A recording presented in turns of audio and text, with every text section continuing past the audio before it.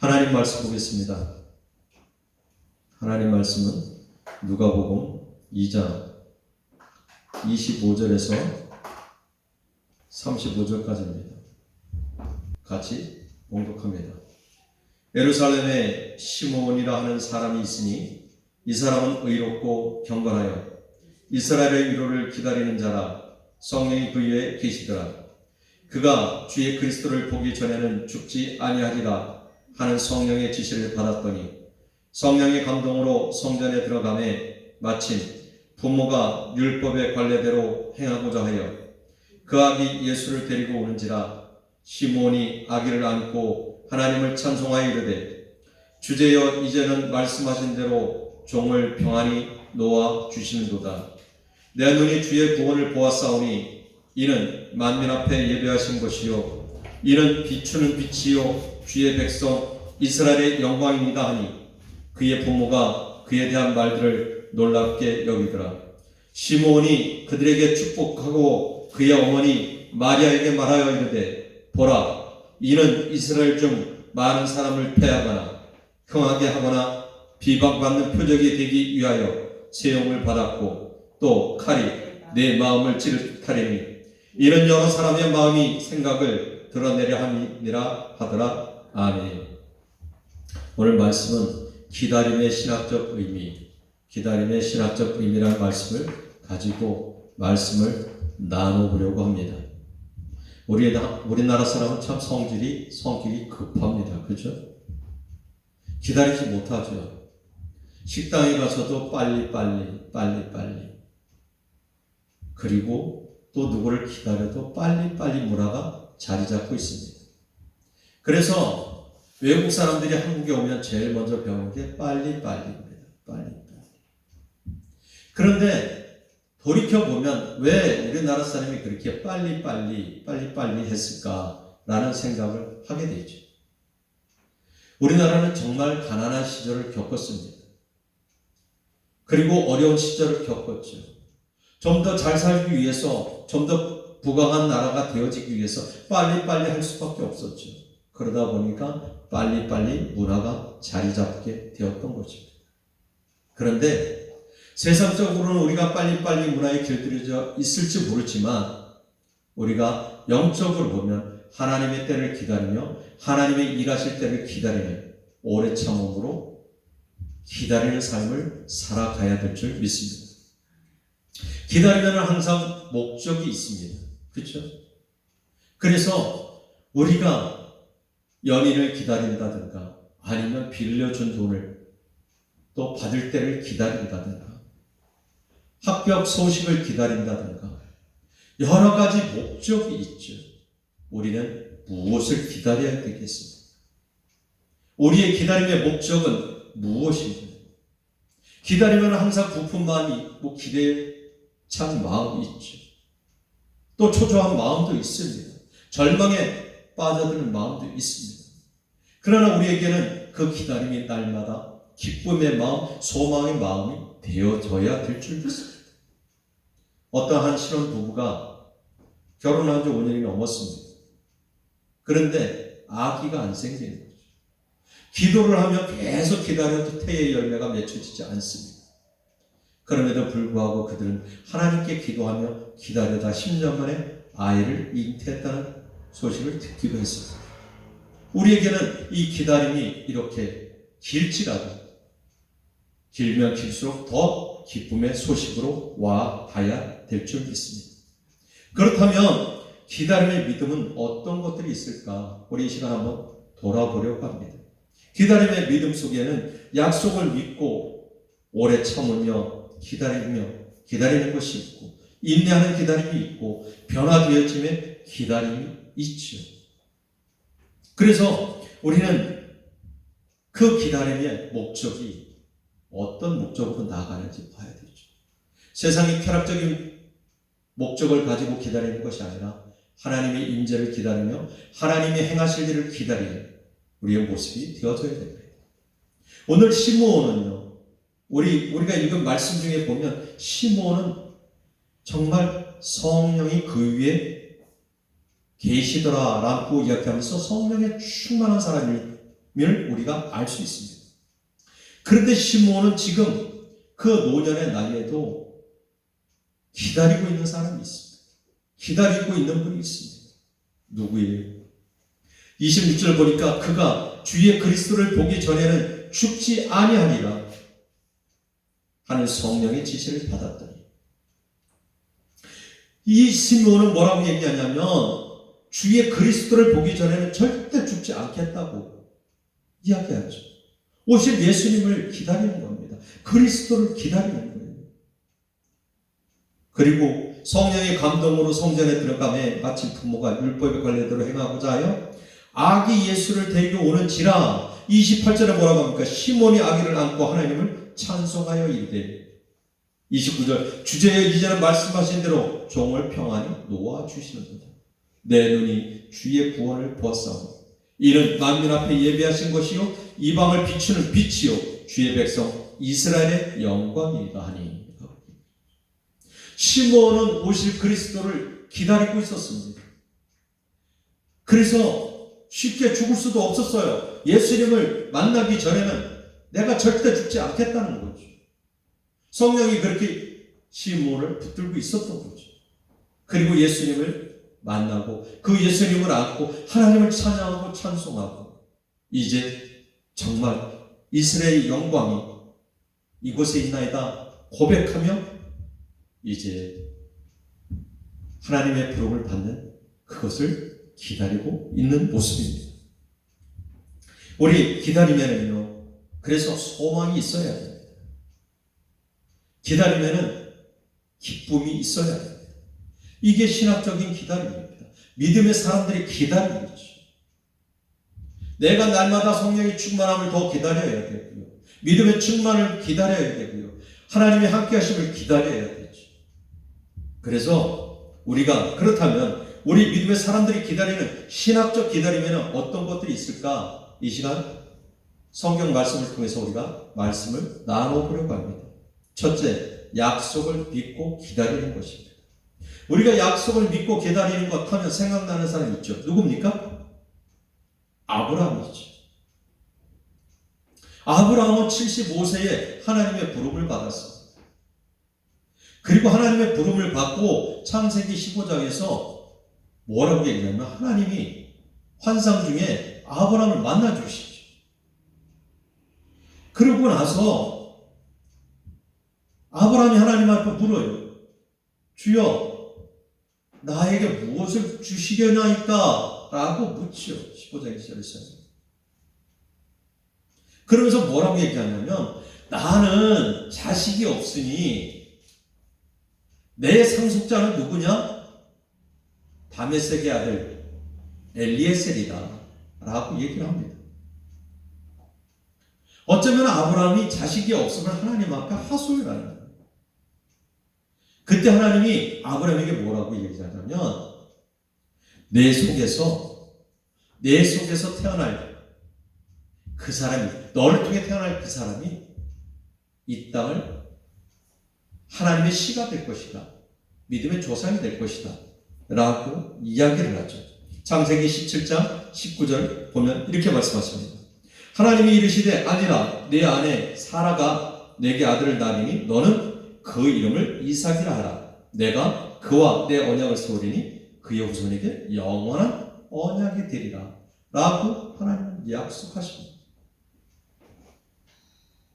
그런데 이때 아브라함의 나이가 몇 세인지 아십니까? 99세예요. 그러면 사라의 나이는 몇 세입니까? 90세예요.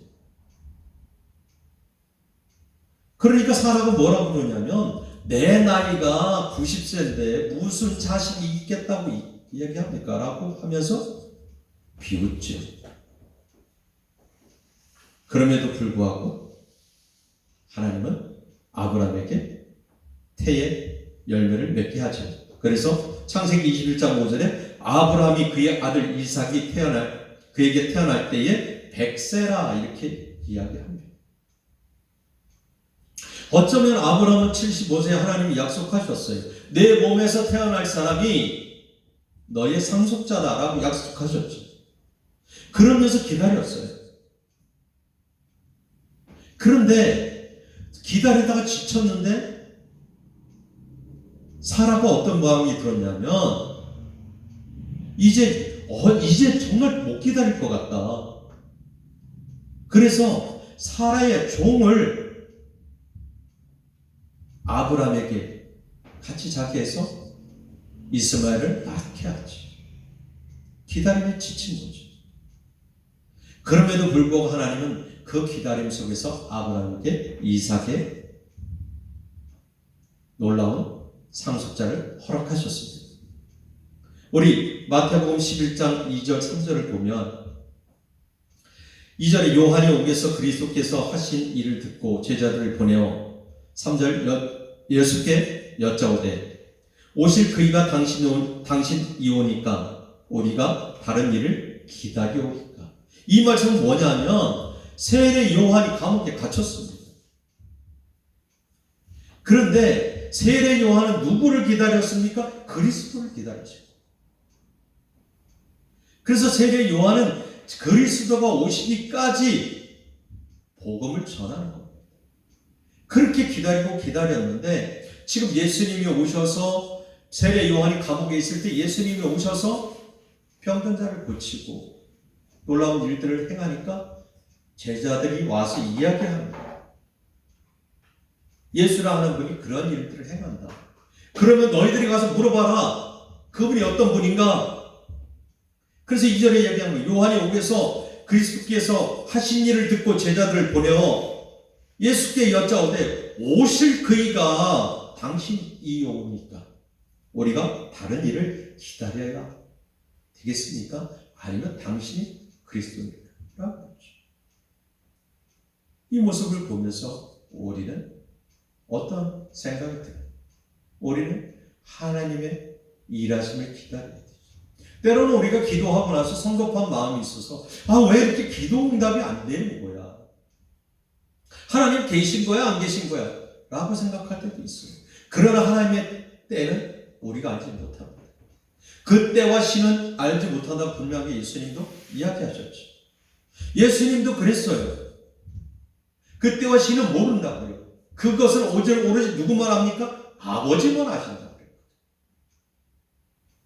그러니까 우리는 그 아버지를 믿고 하나님이 행하실 일을 믿고 기다려야 되는 것입니다. 이것이 우리가 약속을 믿고 기다리는 신학적인 기다림입니다. 두 번째는요, 오래 참음으로 기다려야 되죠.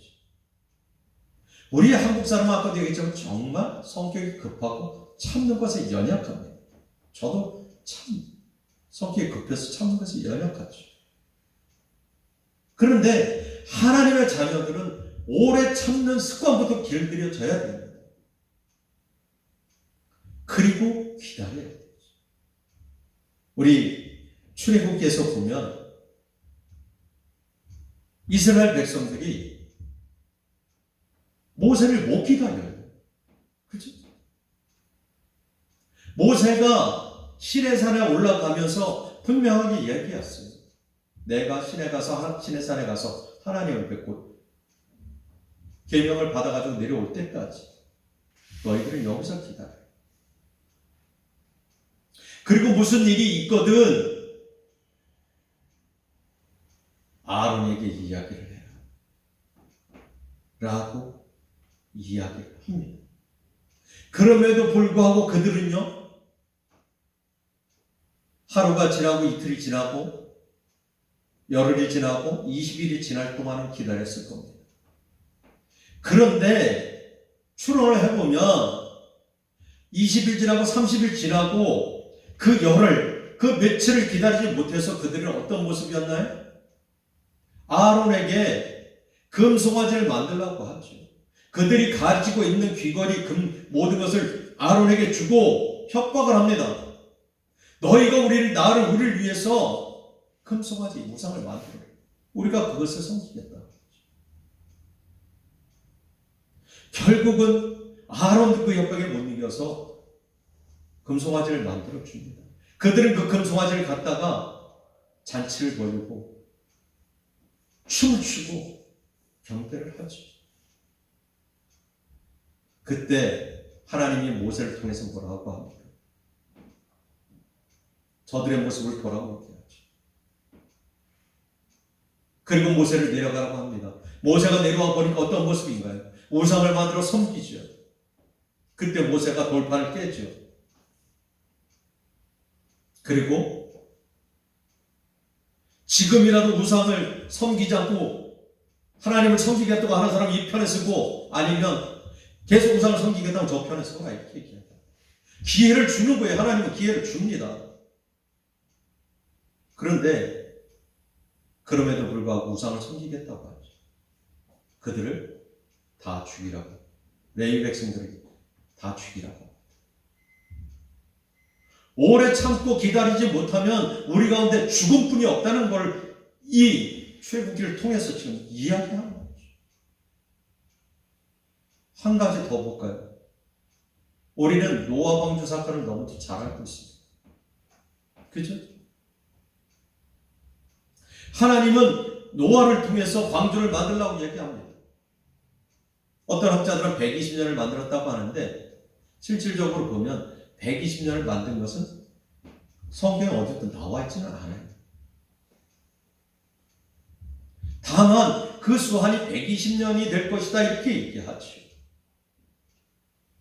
그렇다면 학자들 얘기는 뭐라고 얘기하냐면, 최소한 성경학적으로 봤을 때 노아의 아들들, 자녀들의 그 모습과 며느리의 모습을 봤을 때 최소한 그래도 40년, 50년은 만들지 않았겠느냐, 이렇게 보는 거죠. 지금 그 노아의 방주만한 배를 만들려고 하면 몇 년이 걸린다고는 해요. 크기가 상선 비슷한 크기라고 하니까요. 그런데 하나님 그때의 기회를 준 겁니다. 그런데 세상 사람들은 뭐라고 해요? 노아를 조롱하는 거죠. 너 지금 미친 짓 하고 있는 거야. 뭐 하고 있는 거야? 그럼에도 불구하고 노아는 움직이지 않았어요. 그럼에도 불구하고 노아는 오래 참고 기다리면서 꾸준히 방주를 만들고, 결국 아들들과 며느리들과 아내와 또 각종 짐승들을 노아의 방주에 놓아서 또 다른 하나님의 씨를 이어가게 됩니다. 이게 오래 참음의 믿음이죠. 우리가 너무 잘 알듯이 이스라엘은요, 바벨론의 포로가 되어졌습니다. 그렇죠? 그리고 70년 동안 하나님 앞에 기도했어요. 하나님이 일하실 것을 기다렸습니다. 하나님이 바벨론의 포로에서 해방시켜 줄 것을 기다렸죠. 그 결과 그들은 노예에서 해방되어진 놀라운 모습을 경험하게 되었습니다. 자, 우리나라의 모습은 볼까요? 우리나라는 일제 36년의 강점기를 겪었습니다. 36년간의 노예 생활을 했습니다. 36년간 자유도 없었지요. 우리나라 말을 함부로 쓸 수도 없었고요. 그죠? 그들이 원하는 신사참배를 했어야 됩니다. 그럼에도 불구하고 믿음의 선진들은 기도하면서 해방될 때를 기다렸습니다. 하나님이 일하실 일을 기다렸죠.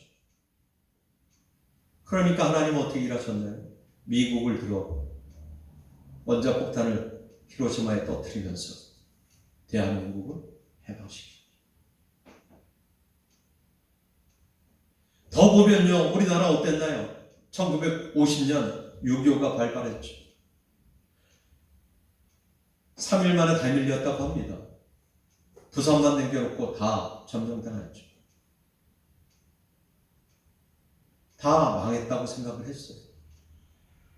그럼에도 불구하고 하나님은 미국과 유엔을 통해서, 메가더 장군을 통해서 인천 상륙작전을 통해서 대한민국을 회복시키셨습니다. 우리는 오래 참음으로 기다리면 하나님은 이렇게 일하심을 우리가 깨달았으면 좋겠습니다. 그래서 우리가 시편 37편 7절에서 뭐라고 하냐면 여호와 앞에 잠잠하고 참고 기다려라고 얘기합니다. 여호와 앞에서 잠잠하고 참고 기다리는 거예요. 그러면 하나님께서 일하실 것이라고 이야기하죠.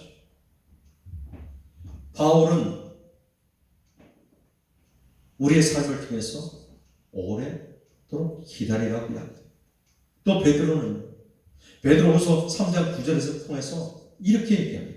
주의 약속은 어떤 이들이 더디다고 생각하는 것 같이 더딘 것이 아니라 오직 주께서는 너희를 대하여 오래 참으사 아무도 멸망하지 아니하고 다 회개하게 이르길 원하십니다. 누가 제일 먼저 오래 참으셨나요? 하나님께서 오래 참으셨어요. 하나님께서 오래 참으시면서 오래 참는 본을 보이신 거예요. 그렇다면 하나님은 오래 참으시면서 우리가 돌아오길 기다리셨죠. 그걸 통해서 누가복음을 통해서 너무 자세히 이야기하고 있죠. 탕자의 모습을 이야기합니다. 둘째 아들이 자기의 분깃을 나눠달라고 얘기하죠. 그리고 다른 나라에 가서 방탕하게 그것을 다 소비하고 갈 데가 없으니까 어떻게 해요? 내가 차라리 아버지 집에 가 줄여 죽는 게 낫겠다. 아버지 집에 가 종노릇하는 게 낫겠다. 라고 하고 돌아옵니다. 그런데 아버지는요, 성경에 나오지 않지만 매번 문 밖에 나가서 아들을 기다렸을 것입니다. 그런데 어느 날 거렁뱅이가 돼서 아들이 돌아오니 그럼에도 불구하고 그 아들이 돌아오니 너무 기쁘고 행복합니다. 그래서 옷을 새 옷을 입히고 종들을 시켜 잔치를 베풀라고 하죠. 하나님은 이렇게 기다리시는 거예요. 예수님은 탕자의 비유를 통해서 하나님의 오래 참고 기다리심을 이야기하고 있는 거예요. 우리는 얼마나 오래 참고 기다리시는가?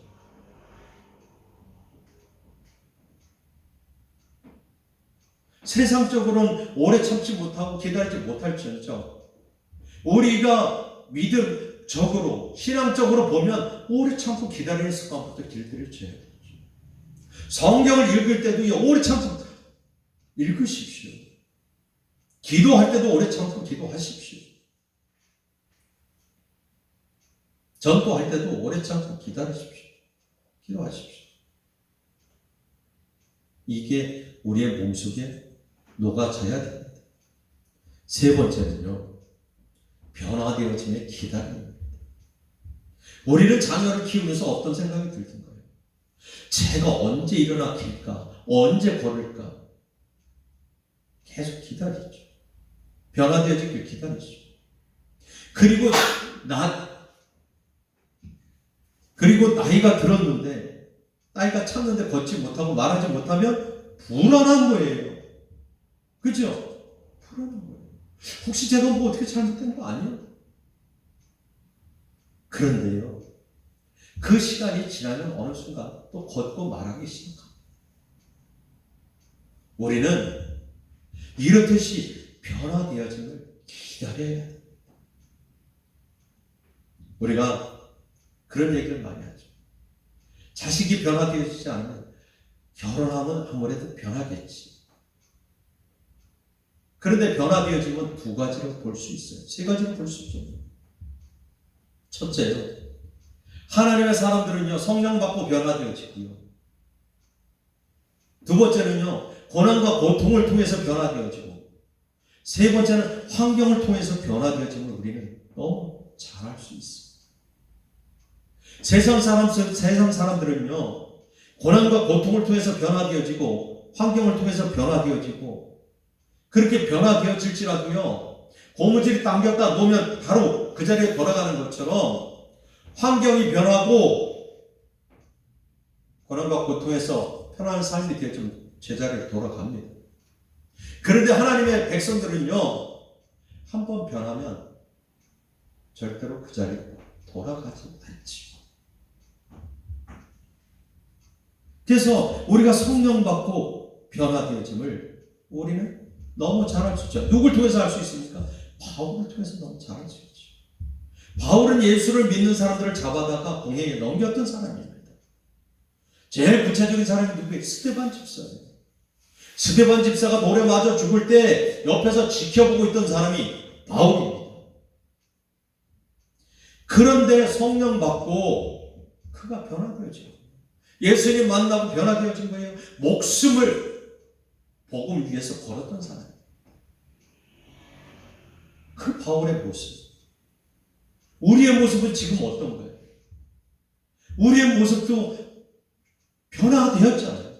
옛날 그 모습이 아니라 지금 성령 받고 놀라운 모습으로 변화되었잖아요.